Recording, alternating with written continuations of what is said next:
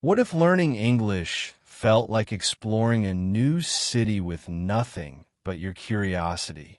In this story, you'll absorb real English sentence patterns and travel phrases without memorizing rules or lists.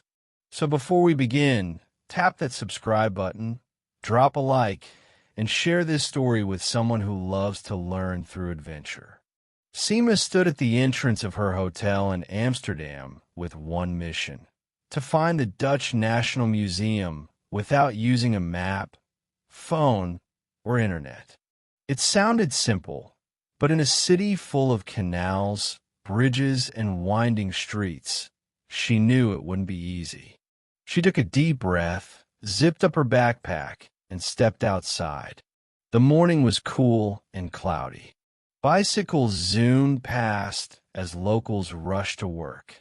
Seema had no idea which direction the museum was in, but she had a strategy. She would follow the water. She guessed that the museum had to be near a big canal, maybe close to the center of the city. She turned left and started walking. There were no signs she could understand, but she noticed buildings with tall, thin windows and streets made of smooth bricks. Everything felt old, but in a beautiful way. After about 10 minutes, she saw a man feeding birds near a canal. She didn't want to speak, not because she was shy, but because this trip was also about being quiet, about observing. So instead of asking for directions, she watched the buildings. She passed a bakery and noticed a small postcard in the window. It showed a painting, a woman in a white cap, holding a jug. She had seen this painting before. It was from a museum. Seema smiled. That was her first clue. She kept walking in that direction, passing more postcards and souvenir shops. The streets grew busier. She crossed a stone bridge and saw a group of tourists taking pictures. That was a good sign. Tourists usually meant something famous nearby. Soon, she reached a small plaza. In the center was a man sketching something on a large pad of paper. She walked past him slowly and looked at the sketch. It showed a building with large arches and a long road in front of it. She turned her head and saw the same building in the distance. It looked like a train station, big, old, and beautiful. But she remembered seeing that kind of architecture in museum photos online before her trip. She was getting closer. She kept walking, this time more quickly. The clouds began to clear, and the sun lit up the tops of the buildings. She passed street musicians, small book stands, and a row of trees. Finally, she saw it, a wide lawn full of people lying on the grass.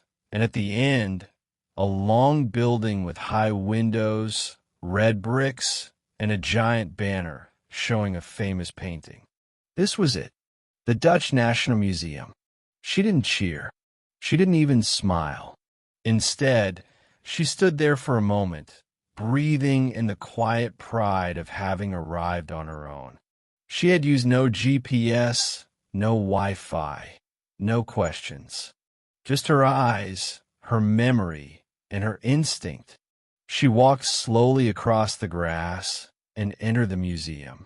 Inside, it was peaceful. Light came through the tall windows, and footsteps echoed softly on the floors. She wandered through rooms of paintings and old maps, each one full of stories. Seema wasn't in a rush. She had all day. This wasn't about checking things off a list.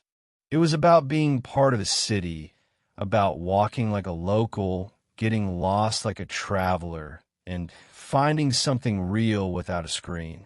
She left the museum late in the afternoon. The sky was turning golden. She didn't need directions to get back.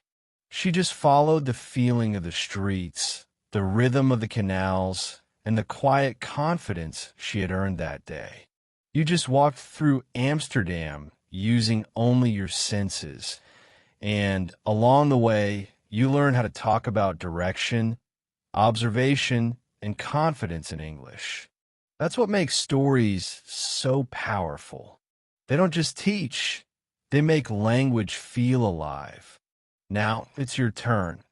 If you had to find a famous place without internet, which one would you choose? Tell me in the comments. And don't forget, new stories like this drop every single day. So hit that subscribe button, like the video, and send it to someone who always takes the long way home. Let English feel like an adventure, one story at a time.